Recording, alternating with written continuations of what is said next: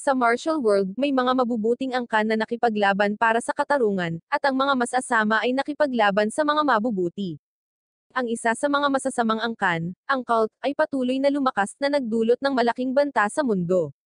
Kaya, siyam sa mabubuting angkan ay nagsama-sama para bumuo ng Justice Clans para tanggalin ang cult. Ang labanan ay mahigpit, ngunit sa huli, ang Justice Clans ay naglipol ng maraming miyembro ng cult. Pagkatapos ay hinarap nila ang pinuno, ang Dark Lord na si Yob Ashen, na hindi natakot at walang nakitang mali sa kanyang sekta. Hindi rin niya maintindihan kung bakit siya inaatake. Ipinaliwanag ng Justice Clans na inimbitahan nila siyang sumali sa Martial League, ngunit tumanggi siya sa pamamagitan ng pagtapos sa kanilang messenger. Ipinagtanggol ni Yob Ashen ang kanyang sarili, na sinasabing inatake ng mensahero ang isa sa kanyang mga alagad. Gayunpaman, ang Justice Clans ay hindi naniwala sa kanya at hiniling sa kanya na bigyang katwiran ang kanyang sarili kung mayroon siyang anumang kahulugan. Ngunit si Yob Ashen ay hindi natakot na harapin sila sa labanan. Naniniwala siya na siya ay walang talo pagkatapos ng lahat. Pagkatapos ay inakusahan siya ng Justice Clans at inatake siya. Tiwala si Yob Ashen na kaya niyang manalo, at kung hindi niya magagawa, mas gugustuhin niyang maging maalat na isda. Sa kasamaang palad, siya talaga ay naging maalat na isda, tulad ng naisip niya. Kaya, tila hindi siya maaaring manalo laban sa Justice Clans, at ngayon ay nabubuhay siya bilang isang isda. Makalipas ang 13 taon, nakatira pa rin siya sa mga guho ng punong tanggapan ng cult, sa ibabaw ng bundok, kasama ang kanyang anak na si Renjie, malayo sa lahat. Isang araw, may narinig siyang pumasok sa bahay at natakot siya, nagtago sa likod ng kanyang trono. Ang swerte niya, si Renjie lang iyon na nakabalik mula sa mga tindahan sa ilalim ng bundok. Tuwang-tuwang lumabas si Yob Ashen nang makita niyang anak niya iyon. Niyakap at kinis niya ito sa pananabik na bumalik na siya. Nag-aalala siya na baka may nangyari sa kanya nang tumagal siya ng halos 6 na minuto bago siya umuwi. Ipinaliwanag ni Renjie na ayos lang dahil bumaba lang siya para bumili ng pagkain. Natakot si Yob Ashen na baka aksidenteng ihayag ni Renjie na siya ay anak ng Dark Lord, at tapusin. Hindi nakikita ni Renjie ang malaking ideya tungkol doon at sinabi sa kanya na ang lugar sa ilalim ng mga bundok ay masigla, na maraming tao. Gusto niyang manatili at tumambay ng kaunti sa susunod na pagpunta niya. Humingi siya ng pahintulot mula kay Yob Ashen, ngunit tumanggi si Yob Ashen, na sinasabing ito ay masyadong mapanganib. Natatakot siya na baka mahuli siya ng Justice Clans, ang mga kontrabida ng kwento niya. Sinabi sa kanya ni Renjie na may mabubuting tao ang Justice Clans dahil nakita niyang tumulong sila sa mga matatanda at mahihirap na tao. Gayunpaman, sinabi sa kanya ni Yob Ashen na sila ay mabuti lamang sa mga karaniwang tao. Sila ay napakasama sa lahat ng mga alagad ng cult, kabilang ang mga matatanda at may kapansanan. Natakot si Renjie nang marinig ito, at hindi siya makapaniwala na ilang alagad ng cult ang nahuli na ng Justice Clans. Sinabi sa kanya ni Yob Ashen ang kwento kung paano siya nagpasya na magtago sa mga guho upang mabuhay. Ngayon, tumahimik na ang mga bagay dahil lalong lumalakas ang Justice Clans at walang pagkakataon para sa cult. Natatakot din siya na kapag nahuli siya ay maiiwang mag-isa at walang magawa si Renjie. Narinig ni Renjie ang kwentong ito at umiyak. Sinabi sa kanya ni Yob Ashen na ang tanging solusyon para mabuhay siya ay itago ang kanyang tunay na pagkatao. Kailangan niyang makakuha ng Certificate of the God at maging Justice Clan din. Kapag namana niya ang cult, automatiko itong mauuri bilang Justice Clan. Ang sertipiko ng kabutihan ay ibinibigay ng Martial League, at kasama nito, si Renjie ay maaaring mamuhay ng isang mas mahusay na buhay. Maaari siyang mag-set up ng sarili niyang clan, makakuha ng mortgage loan, at mabuhay ng malaya. Tinanong ni Renjie kung ang cult ay hindi maaaring gumawa ng sertipiko, at sinabi ni Yob Ashen na hindi. Gusto niyang magsumikap siya para sa sertipiko dahil ito ang kanyang kapalaran. Hinanapan pa niya siya ng isang prestihiyosong paaralan sa mundo ng martial, ang Justice League Academy. Nag-aalok ito ng 9 na taon ng edukasyon, na may mahusay na mga guro, advanced na mga ideya sa pagtuturo, at murang tuition, pati na rin ang mga dormitoryo. Ang Justice League Academy ay naitatag ng higit sa 100 taon. Ang akademya ay dating para sa Martial League, ngunit pagkatapos na alisin ng Justice Clans ang mga cult, ang akademya ay naging lugar upang itaguyod ang mga eskrimador ng hustisya. Tanging ang mga katanji tangi at mahuhusay ang maaaring makapagtapos at makakuha ng mga sertipiko ng mahusay na pinatotohanan ng Martial League. Maaaring bumaba ng bundok si Renjie para sa proseso ng pagpapatala kaagad. Nasa sabik si Renjie na bumaba ng bundok at inihahanda niya agad ang sarili. Binalaan siya ni Yabasha na huwag kailanman ihayag ang kanyang pagkakakilanlan na anak ng Dark Lord, at para maging mas ligtas, inayos niya ang kanang kamay ng cult at Master of the Skies, si Li Dongfang, na samahan si Renjie at protektahan siya sa lahat ng paraan. Mabilis na umalis sina Li at Renjie para bumaba ng bundok habang nagpaalam si Yabashan. Nais ni Renjie na magtagumpay sa kanyang pag-aaral, makakuha ng sertipiko ng kabutihan, at reforma sa cult. Dumating sila ni Li sa academy at humanga sila sa hitsura nito. May pila ng mga estudyanteng naghihintay na mag-enroll din, at sumali si Renjie. Isang gwardya ang humarap sa kanila upang magsabi na pumili at pigilan ang sinumang mga alagad ng cult na pumasok sa lugar.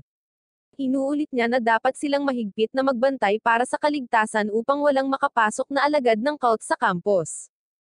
Kinausap pa niya ang sinumang mga alagad ng cult na maaring makarinig sa kanya, na sinasabi na kung matuklasan nila ang sinumang mga alagad ng cult, agad nilang tatapusin ang mga ito. Labis na kinabahan sina Renjie at Li, ngunit nanatili sila sa linya. Bumukas ang pinto ng campus, at lumabas ang isang lalaki na lumilipad mula rito. Tinatanong niya kung bakit siya tinamaan, ipinaliwanag na hindi siya alagad ng cult. Ang taong nagpatalsik sa kanya ay ang hepe ng mga gwardya, si King, at isa sa mga guro sa akademya. Siya ay nagpapakita at itinuro na ang lalaki ay may malaking katangian ng cult sa kanyang damit. Ang lalaki ay nagsimulang magpasakit sa kanyang iba pang karakter sa kanyang likod na sinasabi na siya mismo ang nagdisenyo ng suot na suot niya. Ang ibang karakter ay nagsasabing Tom, at kasama ang unang karakter, ang suit ay nagsasabi na iyon ang pangalan ng lalaki.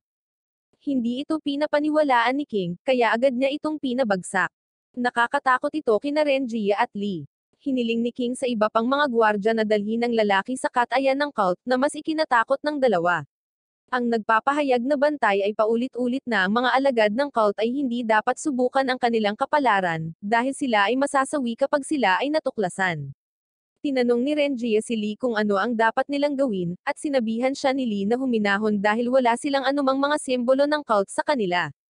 Sa kasamaang palad, dumating ang iba pang mga gwardya habang hinahampas ang gang, na nagpapahayag na ang anak ng Dark Lord ay nagpakita muli sa mundo ng martial.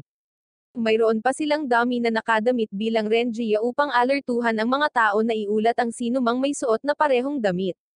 Kailanman ay hindi pa nakaramdam ng takot at pagkatalo si Renjie. May mga taong naaalis sa linya dahil nakasuot sila ng magkatulad na damit. Nakita ni King si Renjie, na umiiyak, at hiniling siyang tumayo. Takot na takot si Renjie na gawin iyon, kaya nagpa siya si Li na asikasuhin ang bagay bago pa mahuli ang lahat. Binago niya si Renjie bilang isang magandang babae doon. Naiwan si King at ang iba pa na nakatulala at namumula habang nakatingin sa bagong Renjie.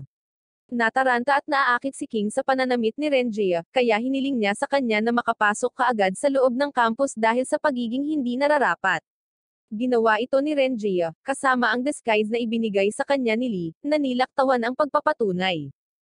Hindi maintindihan ni Renjie kung bakit kailangan niyang mag-disguise bilang isang babae, kaya ipinaliwanag ni Li na walang maghay-hinala sa kanya bilang maliit na Dark Lord kung siya ay babae. Makatuwiran ito, kaya nagpa siya si Renjie na manatili dito. Sa sandaling iyon, isang sibat ang bumaba sa kanila, ngunit umiwas sila sa oras. Ang babaeng naghagis nito ay tila alam na sila ay mga miyembro ng cult, at humiling sa kanila na sumuko. Ang babae ay si Mingzhou, anak siya ng pinuno ng Martial League at direktor ng Departamento ng Disiplina. Nanginag na naman si Renjie sa takot. Iniisip ni Li na wala siyang ibang pagpipilian kundi ang labanan si Mingzhou para protektahan si Renjie.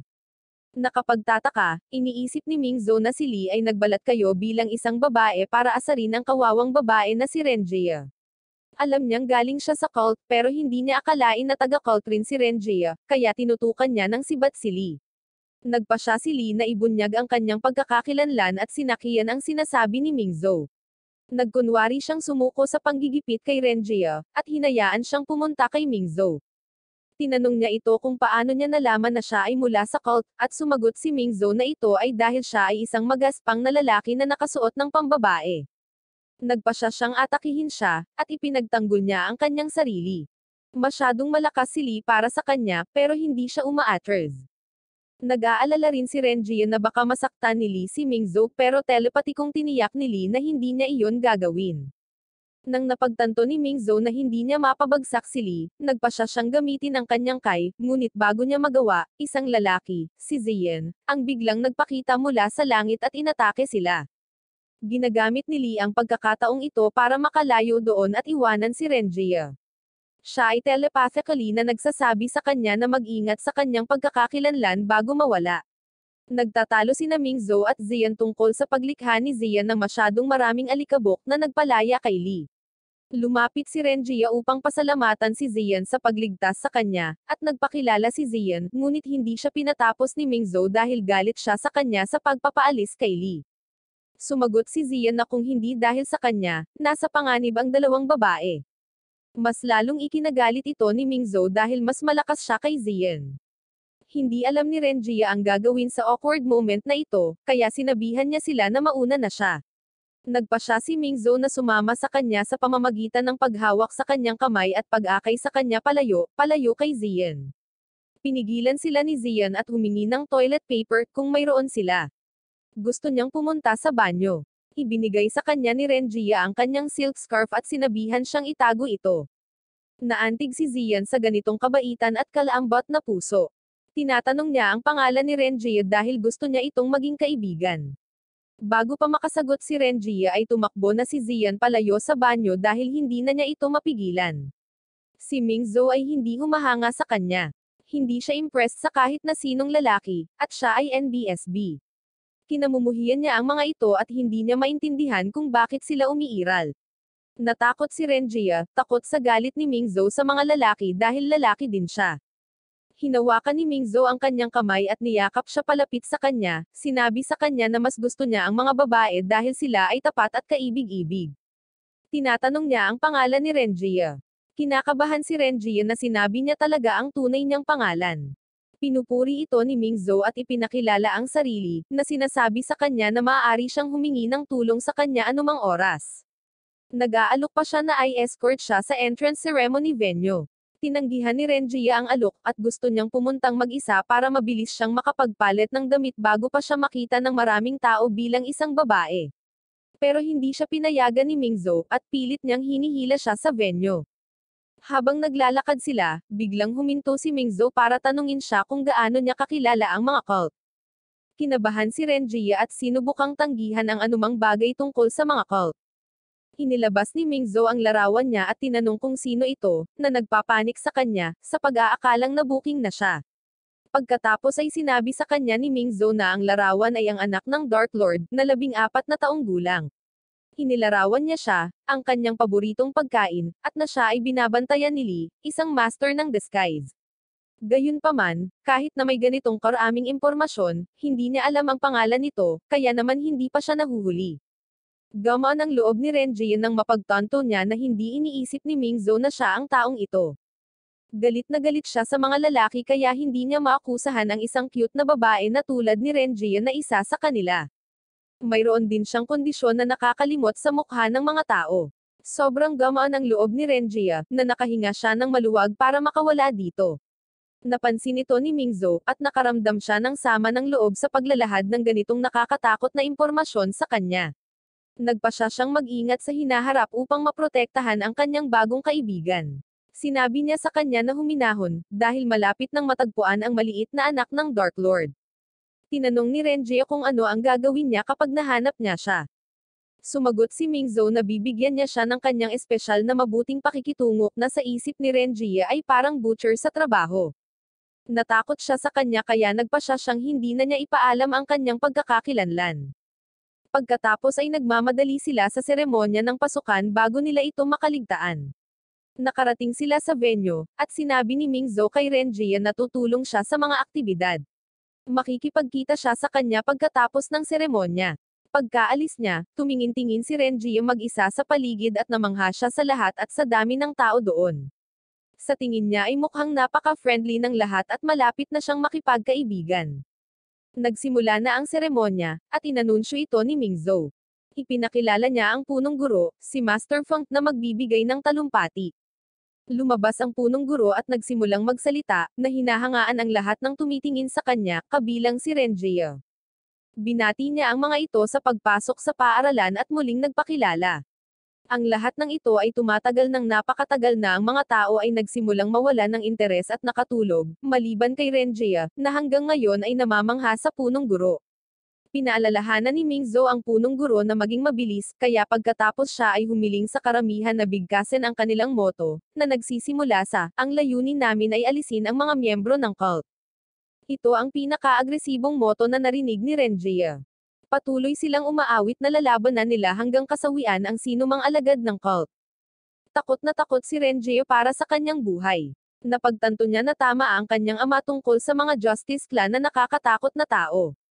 Nagpasya siyang tumakas kaagad bago pa siya mabuking, ngunit may mga bantay sa gate, at nakakatakot din sila, kaya bumalik siya sa karamihan upang magtago doon at nanginginig sa takot.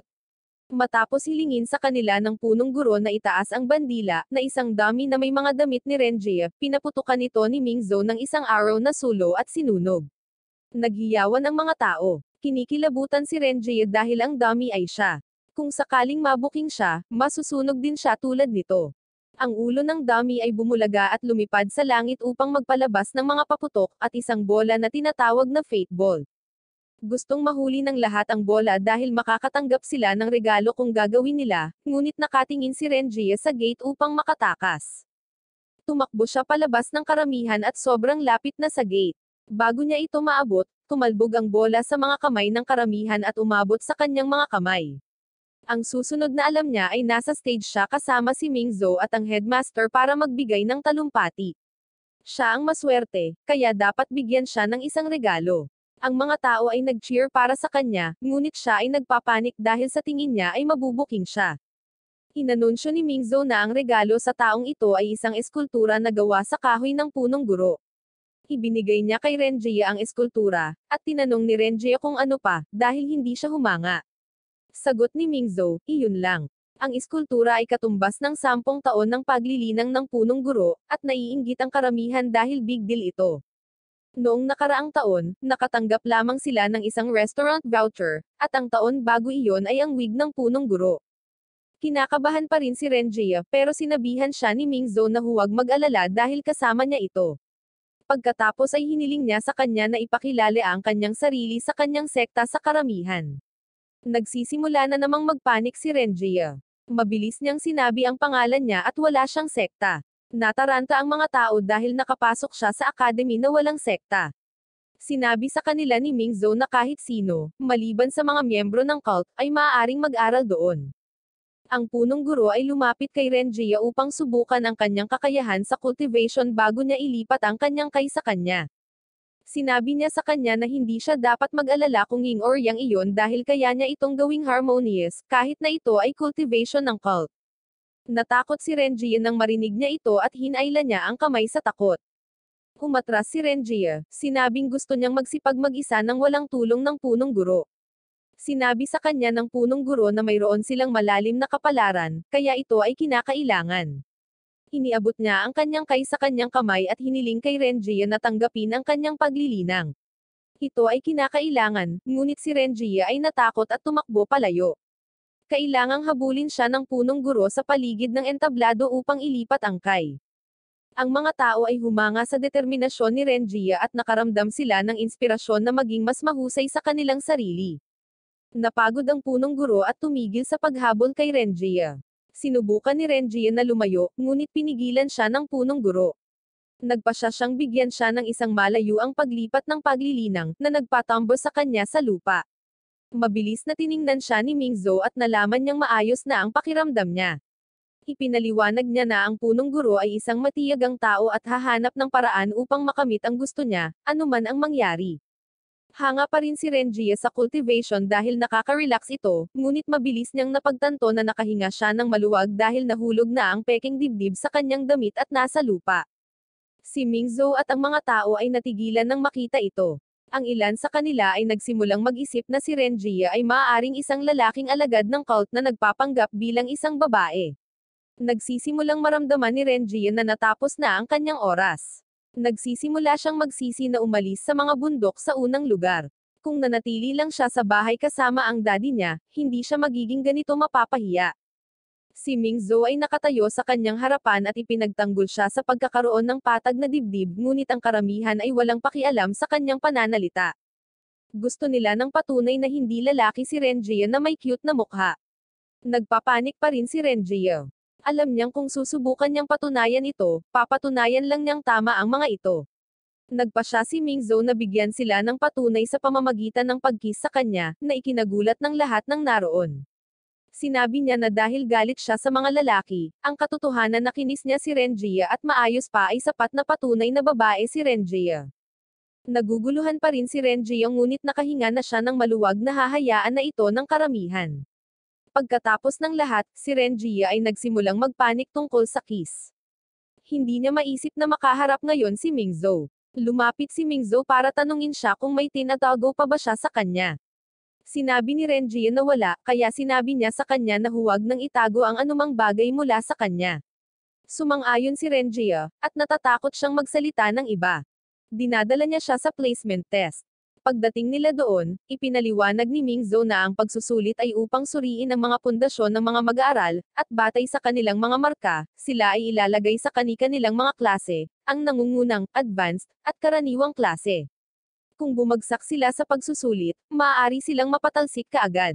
Dumating ang tagasuri ng placement test, si King, ang hepe ng mga gwardya.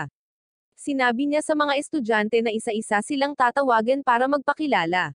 Ang unang tinawag ay si Mingzhou, at siya ay mula sa sekta ng Mount Hua. Namangha si Renjie sa kanya dahil ang dami niyang alam sa akademya kahit freshman pa lang siya. Ipinaliwanag ni Mingzhou na siya ay lumaki sa akademya dahil ang kanyang sekta ay napakalapit sa Justice League. Ang huling nagpakilala ay si Renjie. Kinakabahan niyang sinabi ang pangalan niya at wala siyang sekta. Mababa ang tingin ni King sa mga taong walang sekta. Hindi niya maintindihan kung bakit pinapayagan pa sila ng akademya. Pagkatapos ay lumipat sila sa mga pagsubok. Ang una ay isang pagsubok sa bilis na may limitasyon sa oras na 30 minuto. Kailangan nilang tumakbo ng 50 laps sa paligid ng tournament stage pero si Renjie ay kailangang tumakbo ng 100 laps dahil wala siyang sekta. Umaasa si King na agad siyang mag-drop out ngunit natapos ni Renjie ang 100 laps sa isang iglap na ikinagulat niya. Lumapit si Mingzhou kay Renjie, pagod sa pagtakbo. Sinabi niya sa kanya na hindi niya ito naabutan dahil napakabilis niya. Iniisip niya na maaaring dahil si Renjie ang may cultivation ng headmaster. Nagulat si King sa narinig niya dahil wala siya roon noong sinalo ni Renjie ang Fate Ball. Nagalit siya at tahimik na sumumpa na aalisin siya sa susunod na round. Ang ikatlong pagsubok ay isang tactical na pagsubok. Ang mga mag-aaral ay kailangang maghagis ng 3 kutsilyo sa isang target, at kung ang isa sa mga kutsilyo ay tumama sa target, sila ay papasa. Nang turn na ni Renjie, madali niyang ibinato ang 3 kutsilyo at tumama sa bullseye. Ito ay humahanga sa lahat ng mga mag-aaral, ngunit hindi kay King. Siya ay nagpasya na ibabagsak si Renjie gayunpaman. Pinanindagan ni Mingzhou si Renjie dahil hindi iyon ang dapat gawin, ngunit sinabi sa kanya ni King na bilang punong tagasuri, magagawa niya ang anumang gusto niya. Maaari niya itong italaga sa karaniwang klase kung hindi siya tumahimik. Ayaw ni Mingzhou ng ganyan, kaya hindi na siya nagsalita. Biglang, inatake ng isa pang estudyante si King gamit ang sunflower seeds. Ito ay si Bar Ima mula sa sunflower sect na napupuot sa hindi patas at may masama na ugali. Hindi alam ni King kung sino siya, at kung bakit siya biglang nandoon. Ipinakilala ni Bar Ima ang kanyang sarili at nagtataguyod ng hustisya para kay Renjie dahil mahusay siya. Tinanong niya kung ibabagsak rin siya ni King dahil nagsasalita siya para sa iba. Tinanong siya ni King kung ano ang kanyang mga marka para sa mga nakaraang pagsusulit. Sumagot si Bar Ima na nabigo siya sa kanilang dalawa, ibig sabihin ay nasa common class na siya. Ayaw ni King na marinig siya at ang hindi niya kilalang sekta, at pinaalis niya siya. Sinabi sa kanya ni Bar Ima na sikat ang kanyang sekta bago pa man ipinanganak si King. Kilala ito sa martial world. Nagsimulang isipin ni King na marahil ay may mga kahangahangang pamamaraan si Bar Ima kung siya ay tiwala sa kanyang sekta sa kabila ng pagkabigo. Nagpasya siyang hamanin siya, at kung manalo siya, gusto niyang umalis siya kaagad sa akademya. Sumang-ayon si Bar Ima at sinabi na kung mananalo siya, gusto niyang kilalanin ni King si Renjie at humingi ng tawad sa kanya. Pumwesto sila, at naglalaan si Bar-Ima ng oras para makalapit kay King at umatake. Kapag tinanong siya ni King kung bakit, sinasabi niyang relax dahil inihahanda pa niya ang sarili niya. Halatang takot talaga siya at hindi ganoon kalakas. Nagalit si King at agad siyang pinahirapan. Nasaktan si Bar-Ima at tinatanggap kaagad ang pagkatalo.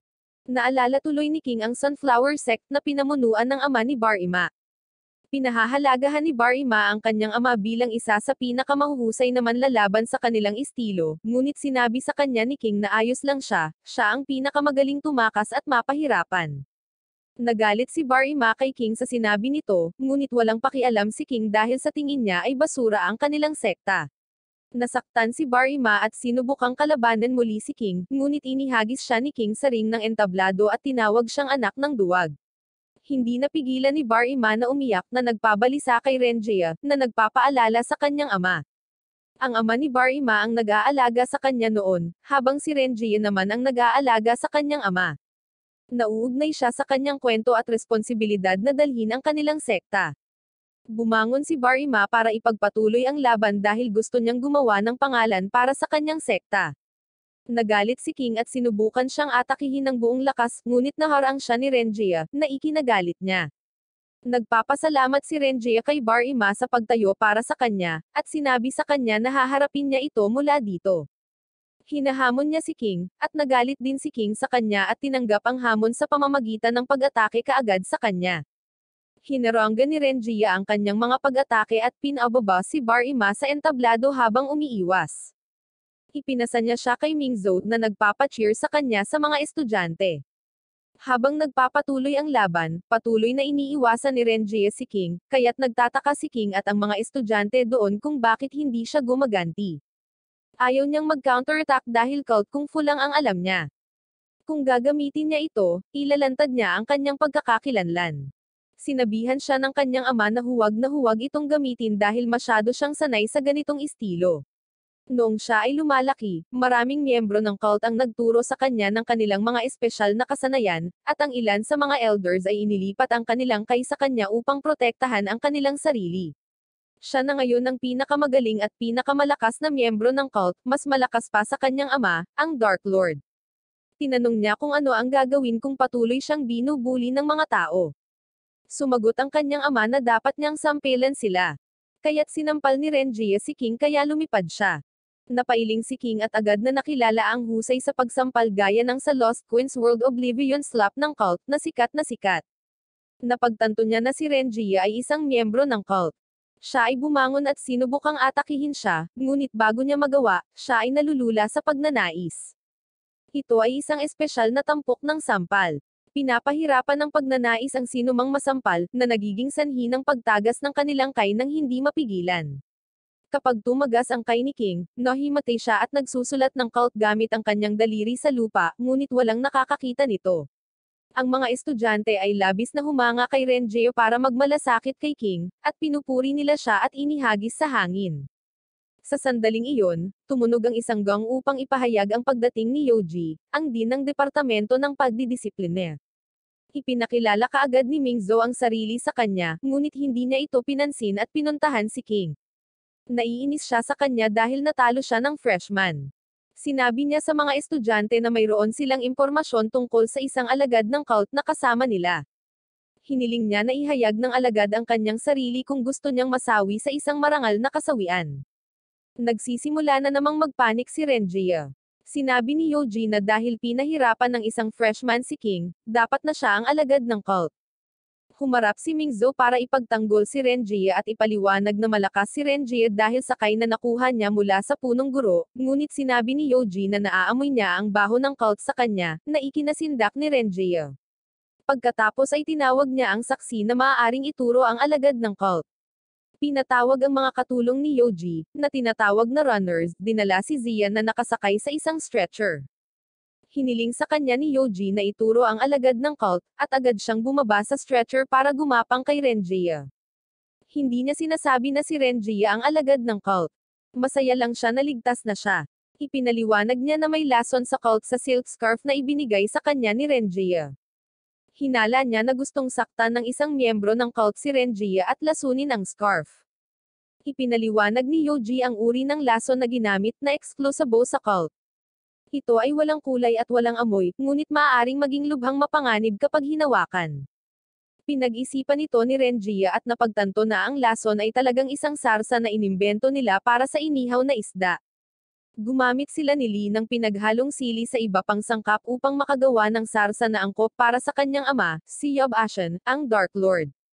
Pagkatapos niyang maging isda, naging allergic siya sa regular na patis, kaya gumawa sila ng katas na walang kulay at walang amoy para hindi ito maging matapang at maging mabango. Gumagamit din si Renjie ng parehong sarsa dahil siya ang nagluluto para sa kanyang ama, kaya't iniimpake niya ito para sa tanghalian pagdating niya sa akademya, at kahit papaano ay natapon ito sa scarf. Ginamit ni Zian ang scarf na iyon para maging pamunas at nasunog mula sa sili. Naniniwala si Mingzhou sa sinasabi ni Zian at naisip din na si Renjia ang pinuntirya. Iniisip ni Yoji ang mga taong kilala niya na gumamit ng lason, at agad na inaatake ang ilang mga palumpong sa likod nila. Nagpakita si Lee, nakasuot pa rin ng pambabae. Kilala niya si Yoji, malamang nag-away sila noon. Kinakabahan si Renjia na makita siya, at inatake siya ni Yoji dahil sa panggugulo. Pabalik-balik sila, nagpapalitan ng mga atake, at sa huli ay inakay ni Lee si Yoji palayo sa lugar. Ang mga runners ay nag-aanunsyo ng mga resulta ng pagsusulit at inilalagay ang mga mag-aaral sa kani-kanilang mga klase. Nakapasok si Mingzhou sa top class at umaasa na makakarating din si Renjie doon dahil natalo pa niya si King. Marami pang ibang estudyante ang nailagay sa advanced na klase, ngunit si Renjie ay nailagay sa problemang klase, na hindi niya alam na umiiral.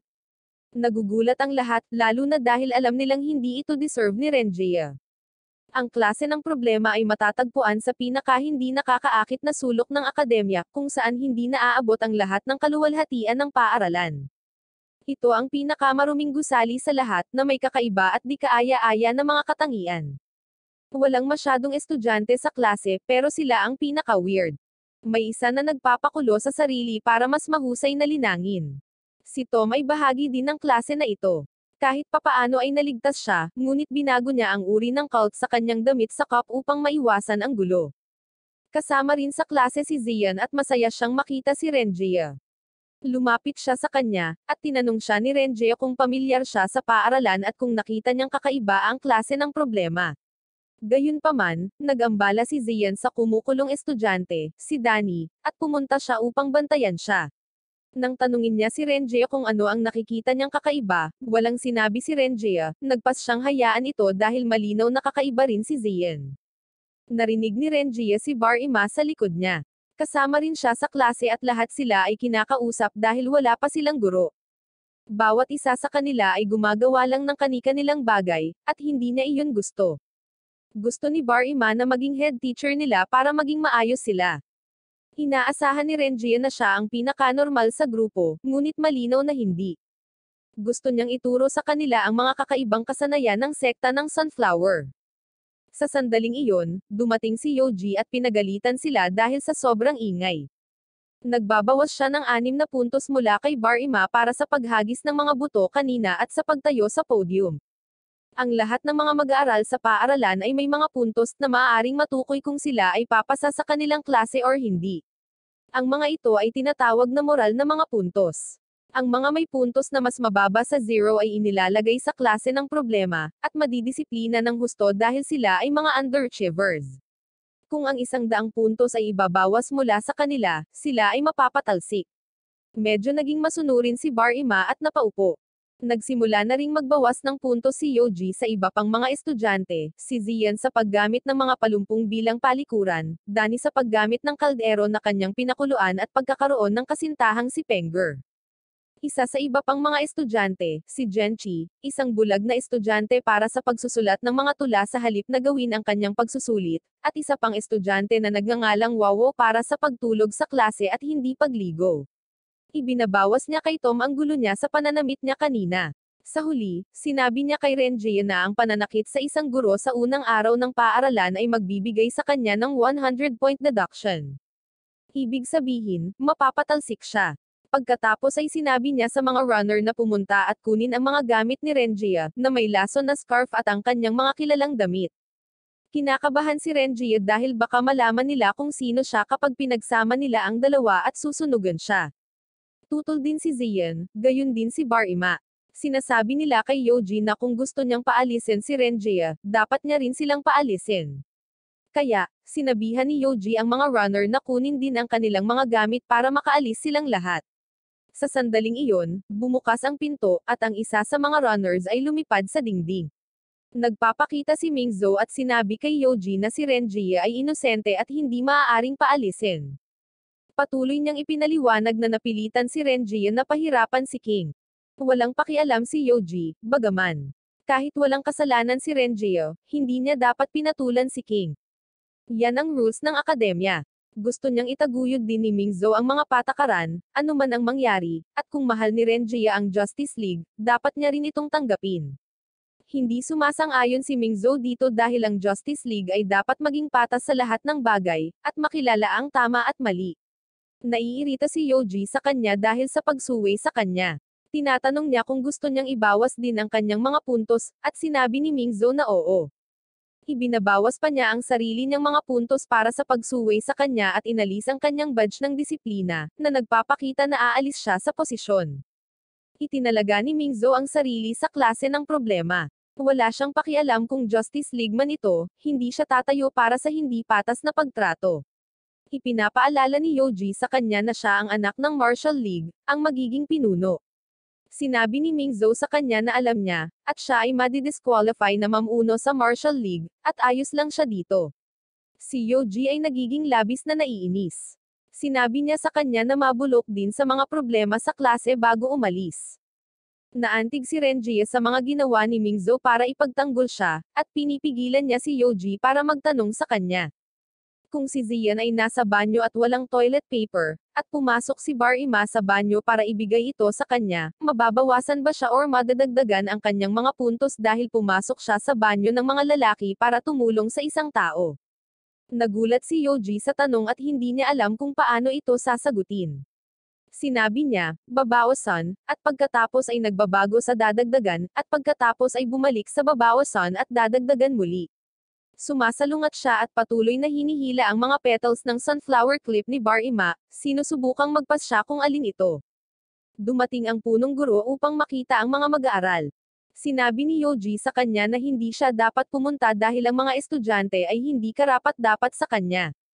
Ngunit, ipinaliwanag niya na si King, na dapat ay guro ng problemang klase, ay may sakit, at ang kapalit ay may maraming dahilan upang magpahinga ng maraming taon sa trabaho.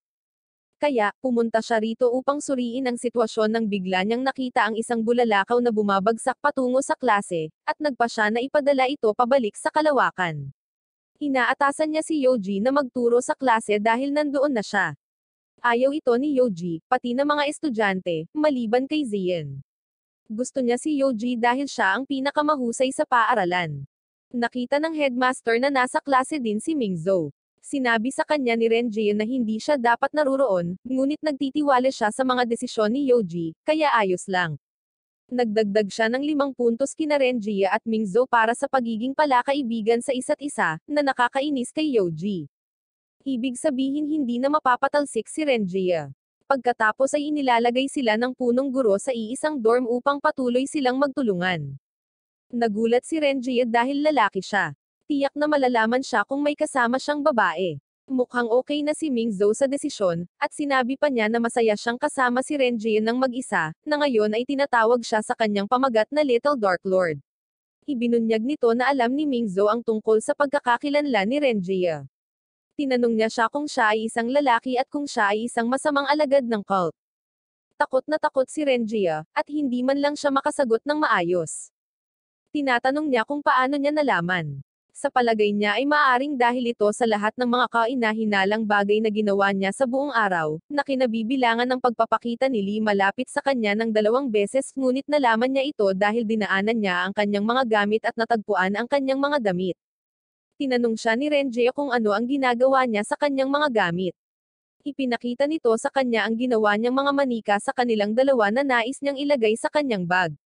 Gusto niyang sorpresahin siya ng isang keepsake. Tinatanong ni Mingzhou kung ano ang ginagawa niya dito, na nagkukunwari bilang isang babae. Ipinaliwanag ni Renjie na nandito siya para kunin ang sertipiko ng kabutihan at hindi gumawa ng anumang masama, ngunit hindi siya pinaniwalaan ni Mingzhou. Sinabi niya na lahat ng miyembro ng cult ay sinungaling. Nilapitan niya ito na nakahanda ang sibat na ginawa siyang mabalisa at inilunsad ang kanyang kai para ihagis ang sibat sa dingding.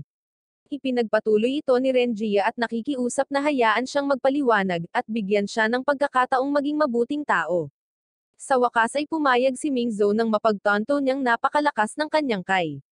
Matapos ipaliwanag ni Renjie ang sitwasyon, kumalma siya at naniwala sa kanya. Sinabi ni Mingzhou na mukhang hindi siya masamang tao dahil buong araw siyang naging palakaibigan at mabait, pero galing pa rin siya sa cult kaya hindi niya alam ang gagawin. Sa huli ay nagpasya siyang iulat pa rin ito sa paaralan. Nagmamakaawa si Renjie sa kanya, na nagpapakita ng kanyang cute na mukha.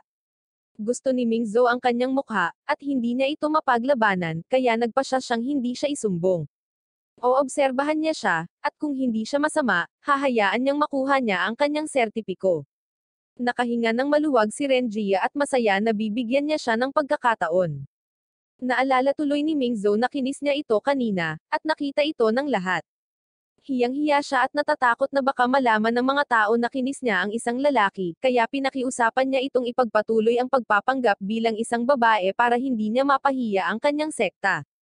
Pumayag naman si Renjie. Natutuwa siya na hindi lahat ng tao sa Justice League ay kakilakilabot, ngunit nagbago ang isip niya nang pagbantaan siya ni Mingzhou na tatapusin siya at ipapadala siya sa kanyang ama ng magkakapira-piraso kung magsisinungaling siya muli. Matutulog na sila, at hindi makatulog si Renjie. Iniisip niya ang kanyang ama at ang misyon na dapat niyang tapusin. Pinapahirapan din siya ni Mingzhou na makatulog.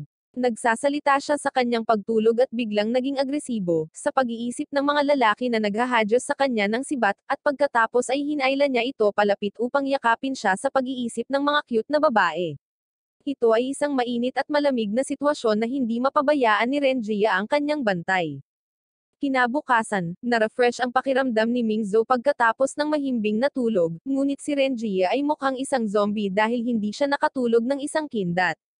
Nakikisama sila sa iba at nagpapakilala sa kanilang sarili.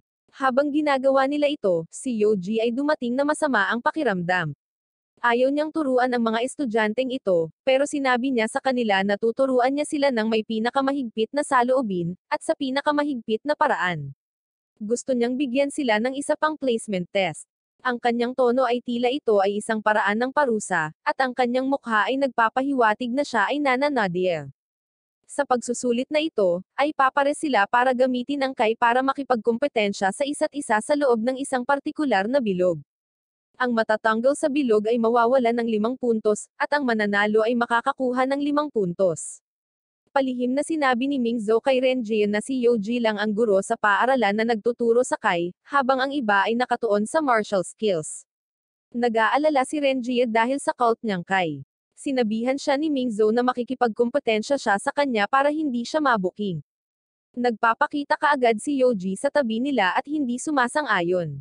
Sinabi niya na dahil si Renjie ay may kai ng punong guro, siya ay magiging masyadong mapanganib para sa kanyang mga kaklase, kaya kailangan niyang makipagkumpetensya sa kanya sa halip. Lalong nag-aalala si Renjie. Magsisimula ang pagsusulit, at nauna si Mingzhou kasama si Genchi. Nag-aalala siya na mabuking si Renjie dahil si Yoji ay master ng kai, na pinag-aralan ang lahat ng uri ng kai, kabilang ang mga cult. Kung atakihin siya ni Renjie kahit isang beses, tapos na para sa kanya dahil tatapusin siya kaagad ni Yoji. Naipasa ni Mingzhou ang kanyang pagsusulit dahil lumabas si Genchi sa bilog dahil sa kanyang pagkabulag. Ang susunod na pares ay sina Kultem at Penger, at si Penger ay nanalo kaagad sa laban. Ang sumunod ay sina Zian at Danny. Pareho silang lumalaban sa martial attacks nang hindi ginagamit ang kanilang kai, na nagpapabagsak sa kanilang dalawa. Ang huling pares ay sina Bar-Ima at Wawo, ang hindi naliligo na estudyante. Nagsisimula muna si Bar-Ima sa pamamagitan ng pagbabasa ng kanyang mga diskarte sa sect mula sa isang libro, kaya pinabagsak siya ni Bar-Ima sa bilog habang siya ay na-distract at nanalo. Lahat ng mga estudyante ay naging maayos sa pagsusulit na mabilis nilang natapos. Umaasa si Yoji na hindi siya bibigway ni Renjie, dahil turn na nila na makipagkumpetensya. Nag-aalala si Mingzhou kay Renjie, ngunit sinabi sa kanya ni Renjie na ayos lang.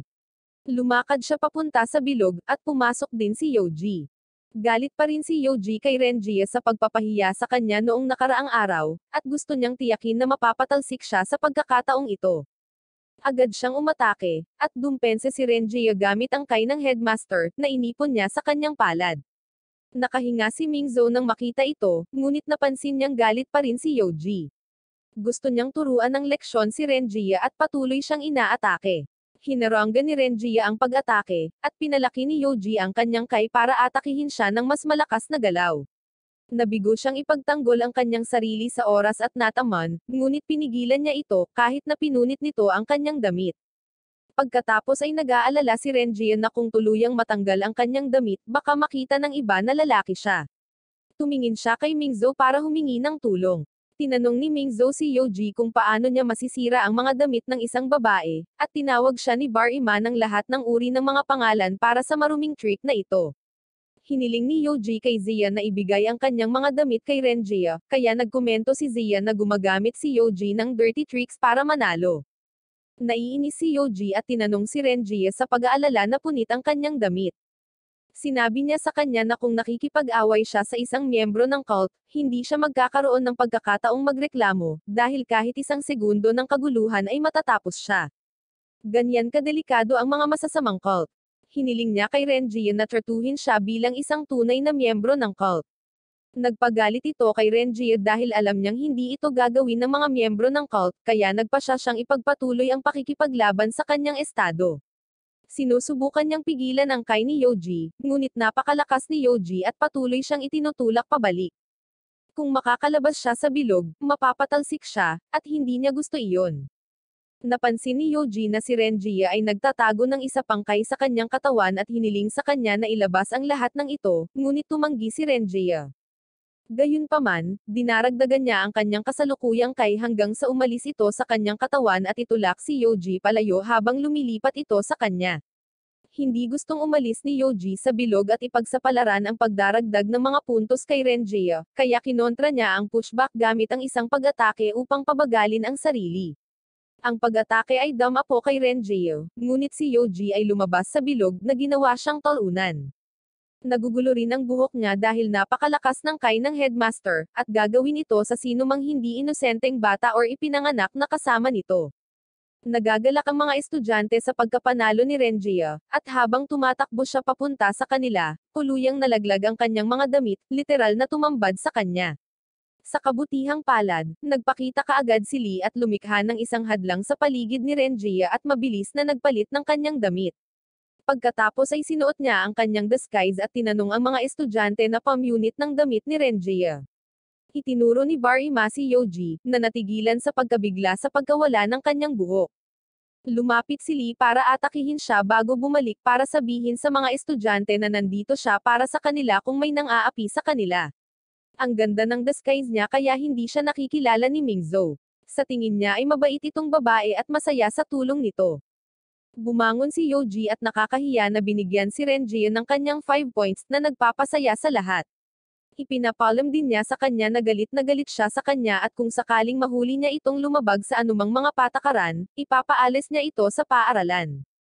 Pagkatapos ay lumapit siya kay Lee, na hindi niya nakikilala, at ibinigay sa kanya ang kanyang address upang padalhan siya ng wig.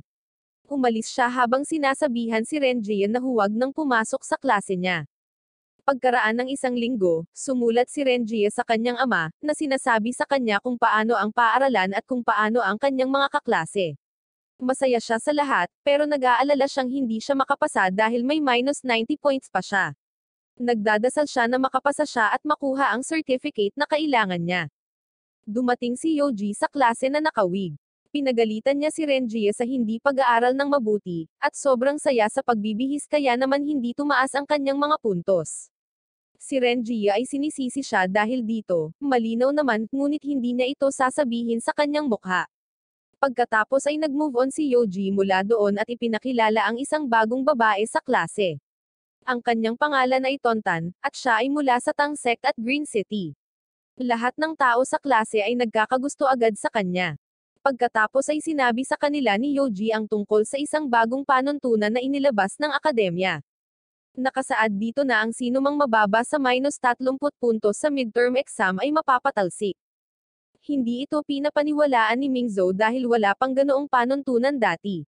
Sa tingin niya ay tina-target muli ni Yoji si Renjie, ngunit ipinakita ni Yoji sa kanila na ang dokumento ay nilagdaan mismo ng headmaster kahit na mukhang kainahinala. Sinabi rin niya na si Tontan ay may minus na 60 puntos din, kaya ang panuntunan ay nalalapat din sa kanya. Pagkatapos ay hinayaan niya silang mag-aral ng mag-isa. Hindi na alam ni Renjie ang gagawin, at mukhang mapapatalsik na siya. Narinig niyang sinabi ni Mingzhou na tutulong siya at walang dapat ipag-alala, ngunit hindi niya ito kinakausap niya si Tontan, na medyo dumurog sa kanyang puso. Hindi pinansin ni Tontan si Mingzhou at lumayo. Pinitik niya si Bar Ima sa daan at lumabas ng klase. Pinapanood siya ni Renjie at sinundan siya. Hinahabol niya si Yoji para humingi ng misyon para makakuha ng mas maraming puntos. Nagpakita si Renjie sa likod niya at sinabing gusto rin niyang mag-apply para sa isang misyon. Naging pagalit si Tontan dahil siya ang unang nagtanong at umatake sa kanya para dito. Pinigilan ni Yoji ang kanyang mga sandata sa pag-atake kay Renjie, at sinabi sa kanya na ibabawas ang kanyang mga puntos kung lalaban siya sa paaralan. Huminto siya at kinuha ang kanyang mga armas. Sinabi ni Yoji sa kanya na ang point mission ng linggo ay pag-aani ng palay, na isang pangkatang gawain. Hindi pa siya naniniwalang makakagawa ng pangkatang gawain ang klase ng problema, kaya tumanggi siyang ibigay sa kanila ang misyon, sinabihan silang maghintay na mapatalsik at umalis na siya. Magkasamang bumalik sa klase sina Tontan at Renjie. Sinubukan ni Renjie na maging palakaibigan kay Tontan, at sinabi sa kanya na dapat nilang hilingin sa buong klase na tumulong sa misyon. Hindi siya pinapansin ni Tontan, ngunit hinawakan ni Renjie ang kanyang mga kamay at hiniling na maging kaibigan niya. Nagtanong si Tontan kung bakit, at sumagot si Renjie na dahil lahat ay gustong maging kaibigan niya. Nakarating na sila sa klase, at bago sila makapagsalita ng anuman, malakas na sinabi ni Zian na si Tontan ay miyembro ng cult. Gulat na gulat ang lahat. Tinanong ni Renjie si Zian kung paano niya nalaman, at ipinaliwanag niya na sinabi sa kanya ng kanyang ninong na lihim na nagbanggaan ang pinuno ng Tang sect at cult. Pagkatapos ay itinalaga ng pinuno ang kanyang sarili upang maiwasan ang parusa. Sa palagay niya ay maaaring maging masamang tao rin si Tontan, na nagpapakaba kay Renjie. Sinabi sa kanila ni Renjie na kung inakusahan nila si Tontan at lumalabas na hindi siya masama, mali ang ginawa nila sa kanya. Alam niya na ang pagiging miyembro ng isang masamang grupo ay hindi nangangahulugan na ikaw ay masama rin, ngunit ang lahat ay nakarinig ng mga bagay tungkol sa mga cult, at hindi nila gustong magkaroon ng anumang bagay dito or sino mang nakaugnay dito. Hindi alam ni Mingzhou kung paano kumilos dahil si Tontan ay isang cute na babae. Isa pa, pinoprotektahan na niya si Renjie. Ayaw na niyang protektahan pa ang mga alagad ng cult, at hindi na siya makapag-isip. Lahat sila hindi alam ang gagawin. Tumakbo si Renjie para protektahan si Tontan, at ipinagtanggol siya dahil hindi siya makakapag-enroll sa paaralan kung siya ay isang cult na babae. Hiniling pa niya kay Mingzhou na ay back up siya, ngunit bago makapagsalita si Mingzhou sinabi ni Tontan na hindi niya kailangan na maniwala sila sa kanya at umalis. Nagsisimula ng magsisi ang mga estudyante sa kanilang pakikitungo sa kanya dahil mukhang binubuli nila siya. Si Bar Ima ay mapagmataas at sa tingin ni Tontan ay minamaliit sila. Sinabi sa kanya ni Mingzhou na ito ay dahil ang klase ng problema ay talagang nasa likod ng iba pang mga klase.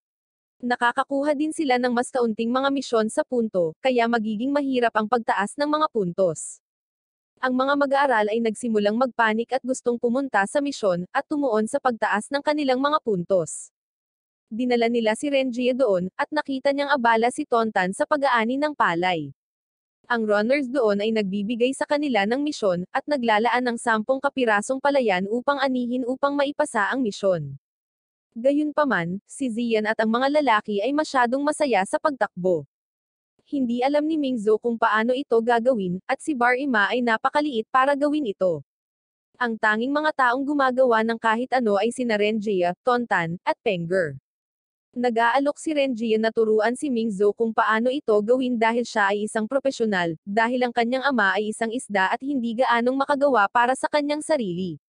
Tinapos ni Tontan ang kanyang gawain at tinanong ang runner para sa kanyang mga puntos, ngunit tumanggi siya dahil dapat natapusin ng buong klase ang lahat ng gawain. Nasaksihan ito ni Renjia at Mingzhou at nakaramdam sila ng sama ng loob para kay Tontan. Napagtanto ni Tontan na kung hihintayin niya ang kanyang mga kaklase, hindi siya matatapos, kaya gumamit siya ng makina upang umani ng palay sa kanyang sarili ng mas mabilis. Gusto niyang matapos agad ang trabaho. Ang iba ay nakikita ang kanyang bagong makina at namangha dito. Tinanong ni Renjia kung ano ito, at naalala ni Tontan na ipinagtanggol siya ni Renjia at nagpas siyang sabihin sa kanya. Lahat sila ay nakakakuha ng mga makina upang gawin ang kanilang trabaho ng mas mabilis. Natapos nila ang pag-aani ng lahat ng kinakailangang palay bago lumubog ang araw, at nakuha ang kanilang mga puntos. Gayunpaman, ang mga puntos ay 10 lamang sa kabuuan, ibig sabihin, ang bawat isa sa kanila ay makakakuha ng 1 puntos. Ang runner ay umalis upang isumite ang kanilang mga resulta at makuha ang kanilang bagong misyon. Habang wala siya, pumunta si Zian para humingi ng tawad kay Tontan para sa sinabi niya kanina. Ang iba ay nagsasabi rin sa kanya na sila ay mali, at si Tontan ay naging masaya na marinig ito. Ang runner ay bumalik kasama ang kanilang bagong misyon, na pumunta sa isang paligan ng hiwalay bilang mga lalaki at babae. Nabigla si Renjia sa narinig dahil ibig sabihin ay kailangan niyang ilantad muli ang kanyang sarili. Sa buong oras na nagpupunta ang mga estudyante sa paligan, pinagpapawisan si Renjia. Alam niyang mabubuking siya kahit saan siya magpunta, pero ang misyon pala ay linisin nila ang lugar, hindi ang maligo. Gamaan ang loob ni Renjia na hindi na niya kailangang alisin ang kanyang damit.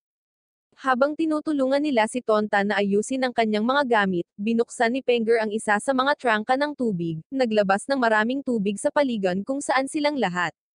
Nagpasya silang lahat na maligo, at si Renjia ay bumalik sa pagkagulat. Sinubukan niyang umalis sa paligan, ngunit ang isa sa mga benda ni Tontan ay sumabit sa kanyang palda. Kapag siya ay patuloy na lumalayo, ang kanyang palda ay natanggal, at siya ay napilitang umupo sa tubig upang itago ang kanyang sarili. Si Renjia ay takot na takot, at ang iba ay tumitingin sa kanya dahil ito ay nagpapakita sa kanyang mukha. Sa sandaling iyon, narinig nila si Zian na malakas na nagsasalita, at isang kutsilyo ang tumusok sa kanilang silid sa pamamagitan ng dingding. Nag-alala sila sa mga lalaki at nagpasya silang pumunta at tulungan sila, naiwan sina Renjia at Tontan. Isinuot ni Renjia ang kanyang palda sa ilalim ng tubig at halos malunod. Hinayla niya ang t-shirt ni Tontan para tulungan ang sarili at hindi sinasadyang tumambad ang likod nito, na natatakpan ng mga galos na sinusubukan nitong itago gamit ang mga benda. Sinubukan ni Renjia na tanungin si Tontan tungkol sa kanyang mga peklat, ngunit muli nilang narinig ang pagtatalo ng mga lalaki. Nagpasya si Renjia na pumunta at tingnan kung ano ang nangyayari, ngunit hiniling ni Tontan na huwag pumunta. Ito ay nang marinig nila ang isa sa mga lalaki na nagtanong kay Zian kung si Tontan ay nasa kanyang klase. Natakot si Tontan at tumakbo palabas ng silid. Sinundan siya ni Renjia, at pumasok sila sa banyo ng mga lalaki. Si Zian ay nakikipagtalo sa ilang mga lalaki na gustong maligo muna, sinabing ang klase ng problema ay madudumihan ang tubig. Nagalit si Zian at sinubukan silang labanan ngunit napatigil. Pumunta si Tontan sa mga lalaki at tinawag ang Chubby bilang Master Shaki. Si Shaki ay mula sa Green City. Naglabas siya ng latigo at tinanong siya kung nasaan siya bago siya sinaktan. Hiniling sa kanya ni Renjia na huminto, ngunit sinabi ni Shaki na dinidisiplina lang niya ang kanyang lingkod. Ito ay wala sa kanyang negosyo. Gayunpaman, ginagawa itong negosyo ni Renjia sa pamamagitan ng pagharang sa pangalawang hit mula kay Shaki.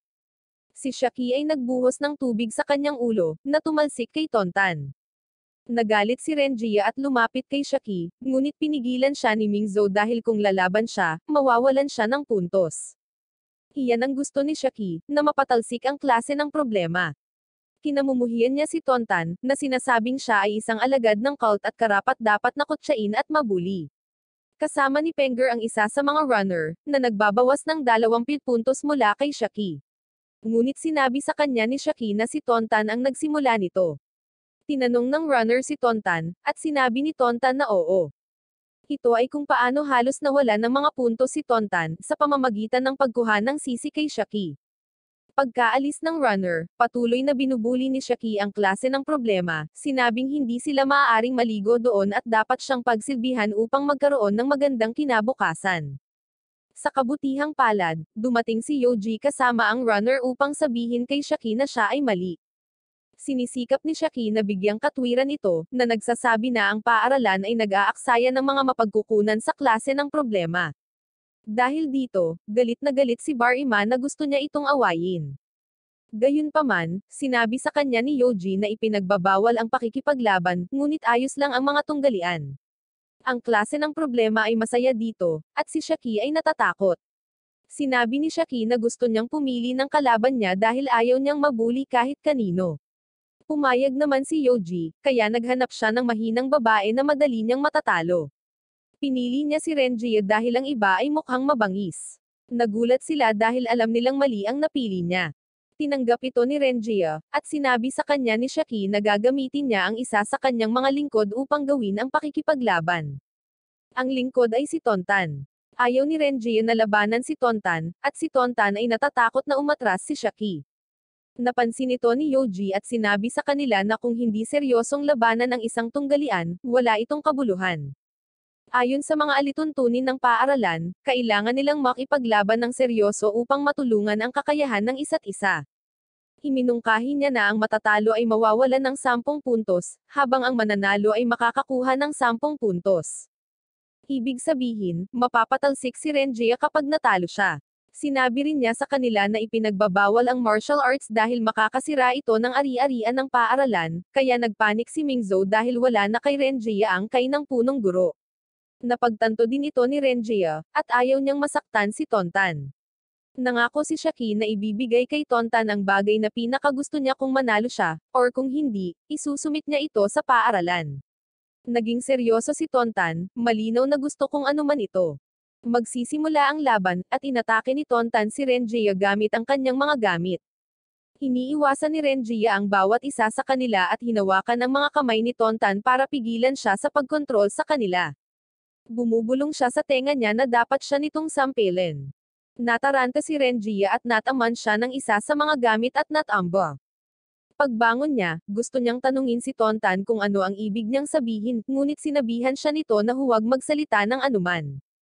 Patuloy siyang umaatake, at patuloy itong umiiwas habang iniisip kung paano nila gustong manalo para manatili sa paaralan.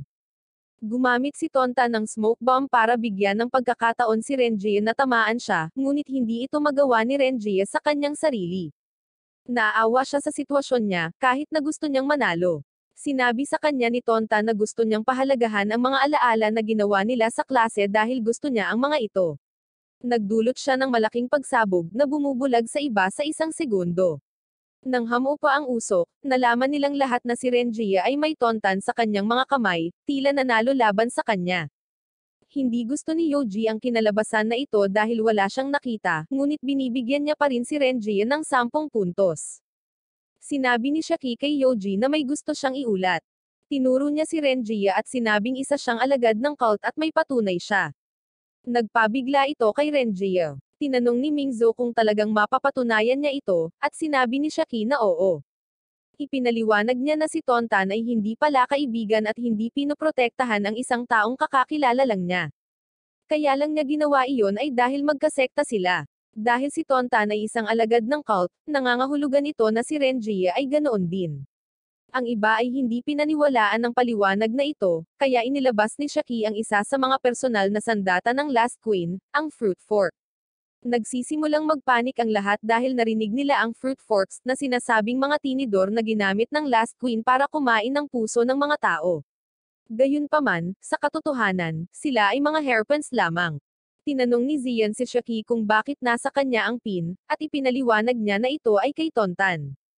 Pinanghahawakan niya ito nang siya ay matagpuan sa 3 taong gulang, matapos ang kanyang mga magulang ay tinapos ang kanilang sarili upang makatakas sa parusa. Nagising si Tontan at sinabi sa kanila na ang tinidor ay pang-ipit lang ng buhok ng kanyang ina na may pangalan, hindi armas ng cult. Ngunit sinabi ni Shaki na ito ang tinidor, at ang pangalan dito ay ang pangalan ng nakababatang kapatid na babae ng Last Queen, na asawa ng Tang Leader. Iyan ay sapat na ebidensya. Si Tontan ay balisa at hindi alam kung ano ang sasabihin na nagpapasaya kay Shaki sa kanyang kakayahan sa pangangatuwiran. Galit na kinuha ni Yoji ang pin mula kay Shaki at pinagalitan siya sa pagdadala nito sa paaralan. Nag-aalala siya na kung susundan ito ng mga natitirang miyembro ng cult, malalagay sa panganib ang paaralan. Kinumpiske niya ito para may ulat. Sinabi rin niya sa kanila na ang lahat ng mga mag-aaral sa paaralan ay na-inspeksyon ng personal ng punong guro, kaya't walang mga alagad ng cult dito. Umalis siya habang sinasabi kay Shaki na mawawalan siya ng puntos kapag sinisiraan niya ulit ang ibang mga estudyante. Nagpagalit ito kay Shaki dahil pag-aari niya ang pin at gusto niyang iulat ang bagay sa kanyang ama. Sinabi niya sa klase ng problema na sisirain niya sila isang araw bago umalis.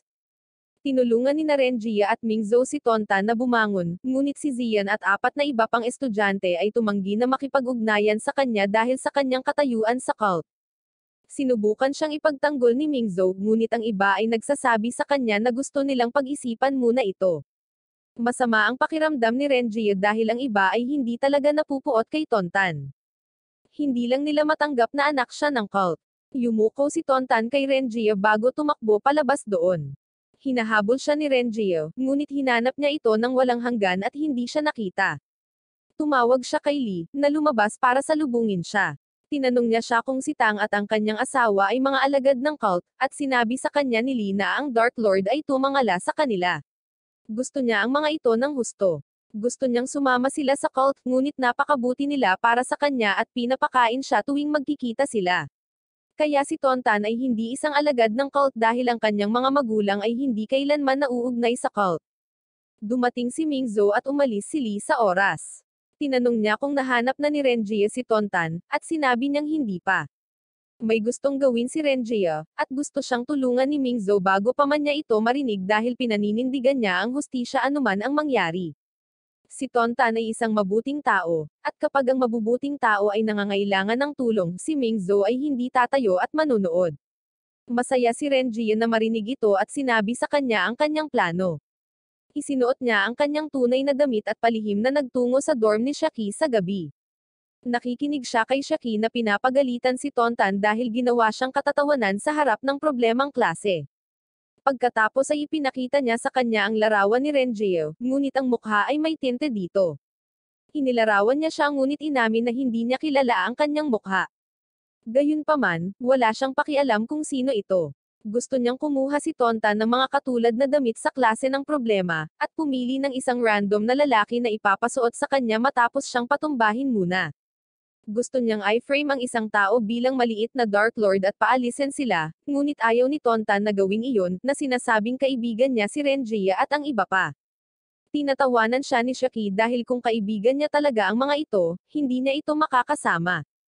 Sinabi niya na pinalayas nila siya dahil ayaw din nilang maugnay sa isang alagad ng cult.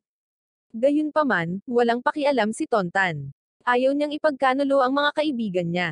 Sinampal siya ni Shaki sa mukha at sinabi sa kanya na hindi na siya welcome sa Green City.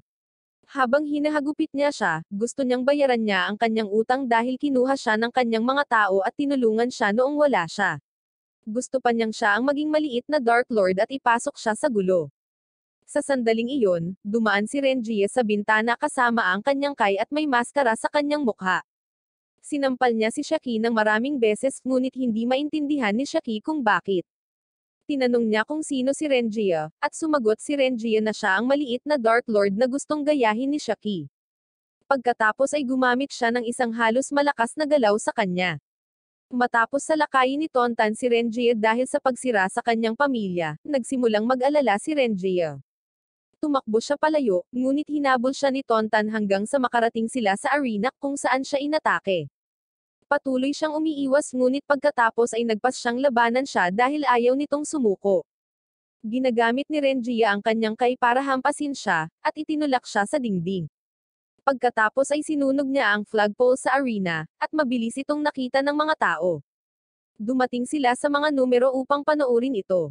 Itinuro ni Mingzhou na ang isang alagad ng cult ay nakikipaglaban kay Tontan. Gusto ng iba na pumunta at tulungan siya, ngunit hindi sila binigyan ni Renjia ng pagkakataon habang naghahanda siyang salakayin muli si Tontan. Bago niya magawa, dumating ang punong guro at pinoprotektahan si Tontan gamit ang kanyang Kai na hugis kampana. Huminto si Renjia, at kinausap siya ng punong guro, kasama si Yoji. Ginagamit niya ang pagkakataong ito para basagin ang kampana gamit ang kanyang Kai, na lumikha ng ulap ng alikabok upang itago ang kanyang sarili at si Tontan. Natakot si Tontan at sinubukang ipagpatuloy ang pakikipaglaban, ngunit hinawakan ni Renjia ang kanyang kamay at sinabi sa kanya na siya iyon. Pagkatapos ay napagtanto ni Tontan na siya iyon at umiyak sa kanyang balikat. Ang kanyang mga bomba ay nakalantad sa lugar na lumilikha ng maraming usok. Umalis si Mingzhou habang ang iba ay naguguluhan sa nangyari. Kapag hamupa ang usok, si Tontan ay nakatayo habang si Renjia ay nasa lupa, na pinaniniwalaan ng lahat na natalo niya siya. Ang iba ay nagpasya na pumunta at atakihin siya habang siya ay nakababa pa, ngunit si Lee ay nagpakita at pinigilan sila sa kanilang mga landas. Tinanong niya si Tontan para sa kanyang pangalan, at hinahangad na ideklara siyang kaaway ng cult. Nagkunwari siyang galit na natalo niya si Renjia at malakas na idineklara na forever silang magkaaway.